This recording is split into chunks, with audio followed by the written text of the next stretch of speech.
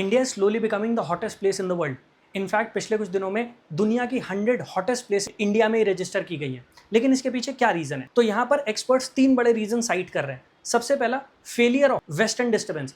Western disturbance एक cyclonic phenomenon है जिसके थ्रू मेडिटेरेनियन रीजन के आसपास जो एक्स्ट्रा ट्रॉपिकल साइक्लोन्स डेवलप होते हैं वो सब ट्रॉपिकल वेस्टर्ली जेट स्ट्रीम के इन्फ्लुएंस में आके नर्दर्न और नॉर्थ वेस्टर्न इंडिया के ऊपर सेट हो जाते हैं, जिस वजह से जनवरी और फरवरी में हमें नर्दर्न और नॉर्थ वेस्टर्न रीजन में स्नोफॉल और रेनफॉल देखने को मिलती है, जो हमारी रबी की फसल के लिए भी काफी इंपॉर्टेंट होती है। इस बार वेस्टर्न डिस्टर्बेंस की वजह से 60% लेस रेनफॉल हुई है। लेस रेनफॉल का मतलब है लेस क्लाउड कवर, और जब क्लाउड कवर कम होता है तो सनलाइट डायरेक्टली पेनिट्रेट करके लैंड तक पहुंच पाती है और लैंड के टेम्परेचर को इंक्रीज कर देती है। दूसरा बड़ा रीजन बताया जा रहा है हीट डोम। जब किसी पर्टिकुलर प्लेस पर हाई एटमॉस्फेरिक प्रेशर रजिस्टर होता है तो इस हाई एटमॉस्फेरिक प्रेशर की वजह से गर्म हवाएं वहां पर ट्रैप हो जाती हैं और डे बाय डे उस एरिया का टेम्परेचर इंक्रीज होने लग जाता है, जिस वजह से आपको हीट वेव जैसी सिचुएशन फेस करनी पड़ती है। और तीसरा बड़ा रीजन बताया जा रहा है एल नीनो।